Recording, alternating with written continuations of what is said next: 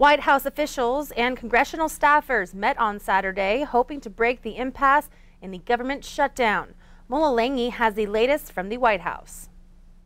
As the partial government shutdown began its third week on Saturday, Vice President Mike Pence, Homeland Security Secretary Christian Nielsen, and Presidential Advisor Jared Kushner arrived for talks with congressional aides.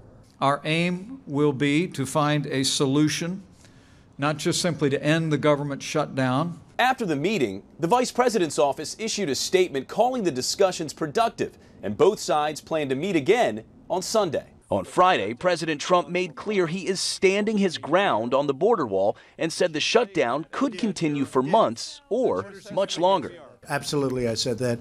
I don't think it will, but I am prepared. After his meeting with Democratic leaders, the president also told reporters he could use emergency powers to divert Pentagon funds to build a wall. We can call a national emergency because of the security of our country. Saturday morning, Mr. Trump tweeted the Democrats want billions of dollars for foreign aid, but they don't want to spend a small fraction of that number on properly securing our border. Figure that one out. As Washington tries to figure it out, the shutdown is taking its toll on about 800,000 federal workers across the nation, like these federal corrections officers in Massachusetts. The fact that I have to wait for a check that's going to come, even though I have to show up every day, is disgraceful to me. You have to prioritize certain things, feeding your family, the gas to get to work, potentially heating your home. On Friday, a group of federal employees held signs and chanted outside a federal office complex in St. Louis, calling for an end to the shutdown. Mulalengi, CBS News, the White House. Now on Saturday, House Speaker Nancy Pelosi issued a statement saying next week House Democrats will begin passing individual appropriation bills to reopen all government agencies, starting with the appropriations bill that covers the Department of the Treasury and the Internal Revenue Service. Now in local news, a single car accident last night in Bighorn County left 1 dead and 2 injured. According to Montana Highway Patrol, at around 10:30 p.m. Friday, a car heading westbound on Highway 212 was fleeing from the Bureau of Indian Affairs when the car lost control on a left-hand curve and ran off the right side of the road. The 17-year-old male who was in the car along with a 21-year-old female were not wearing seatbelts and were ejected from the vehicle. A 15-year-old girl was also in the vehicle. The male died at the scene of the accident and the 2 females were transported to a hospital in Billings. Alcohol and speed are considered factors. In Teton County, a developing story where 1 person has been recovered from an avalanche just west of Choteau. The victim was in the Teton Pass area. As of right now, we do not know the individual's condition. A Teton County Sheriff's deputy tells us roughly 50 emergency personnel were involved in the search and rescue. The deputy says we can expect more information to be released tomorrow. Well, Northern Cheyenne tribal members mourned and remembered a 14-year-old girl whose body was found a few weeks after she was reported missing near Busby.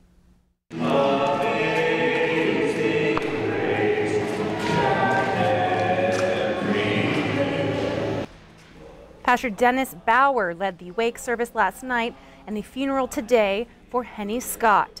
Search crews found Scott's body December 28th. Last night, Pastor Bauer offered words of comfort at Lame Deer High School. He talked about feelings of anger, but also encouraged everyone to pray for those involved in the investigation of Scott's death. We had a chance to talk with some of Henny Scott's family last night. Kind of don't feel real, feel like a dream, feel like I'm gonna wake up. She's gonna walk in and say, I'm here, don't worry. But no, she's not gonna wake up, so just gotta come to reality. It's kind of sad to see someone that you could always rely on to be gone, and someone that always cares about you and always thinks about you 24/7. She was like the bestest friend you could have. The best friend you could have, yeah. And if you didn't know her, you'd want to know her.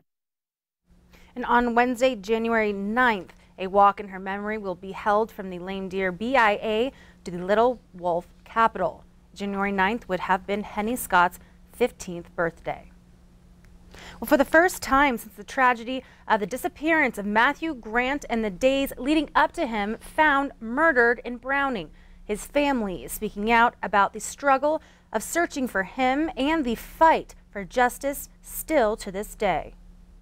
December 2018 marks 2 years. Justice is something, it seems so close yet so far away for everybody. For a Browning family searching for answers. They had these flyers, distributed them to Great Falls, Kalispell, Shelby. When Matthew Grant went missing, the family acted immediately. Because he didn't know really hardly anyone in Browning, because he was always with my nephews or his cousins. And in that day, he wasn't with any of them, and that's why I knew something happened. Asking for help from those around them, including law enforcement. And what was upsetting was when we, the second or third day when he was missing, we did ask the police for help. And their comment was, oh, he's probably out partying. It took us like almost 10 days before they actually stepped in and decided to try to help us. And still to this day, their motto is, no justice, no peace. And that's what they live with. And they carry his poster, Matthew's, around. And the young ones will, just add the blue, no justice, no peace, from the little tiny ones, because they know what they're working for. They fight for justice not only for Matthew, but for others. These people are running in our community. Majority of the community knows who they are. Yet we just sit there and we're at the mercy of the state. Prosecute them. We need to have a voice for the men, not only for the women, but for the men themselves. And helping out with Matthew and making sure that we get his voice out there, of what happened to him. I think it would help not only the family of Matthew, but the families that still need justification for their loved ones. And they just go till they think people forget. They're not going to forget Matthew. They're never going to forget him. In Great Falls, Elizabeth Transu, MTN News. A new congressional session started January 3rd. Savannah's Act must be introduced. Last congressional session, the U.S. Senate passed a bill that would address the issue of missing and murdered Native Americans. The bill sat in the House waiting for approval before heading to the president's desk. Savannah's Act is no longer existent, seeing a new congressional legislator is in session. Any pending legislation that was outstanding now has to be reintroduced and voted on. As of Friday, Savannah's Act has not been reintroduced. Savannah's Act had support from both Montana U.S. senators and House representative. It was introduced by U.S. Senator Heidi Heitkamp of North Dakota, who is no longer in Congress. The bill was named after Savannah, someone who was abducted and killed in Fargo, North Dakota.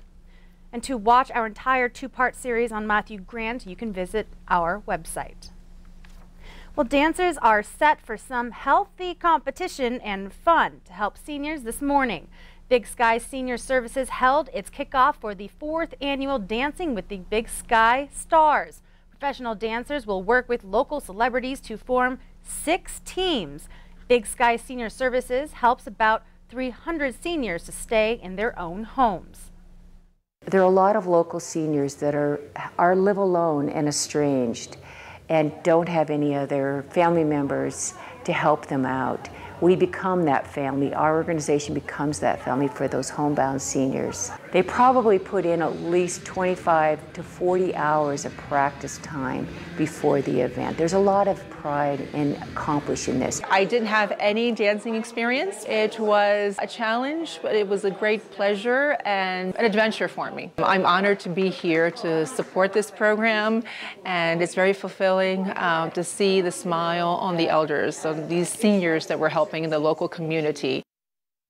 The competition will be held on April 12th at Hilton Doubletree Inn. Well, thanks for watching the 10 o'clock news here on Q2. And this week's health news, new released information about adults who have food allergies. That's after the break.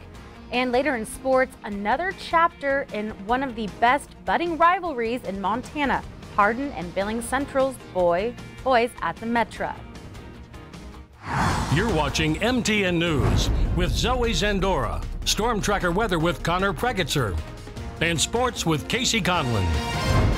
This is the 10 o'clock news on Q2, Montana's news leader.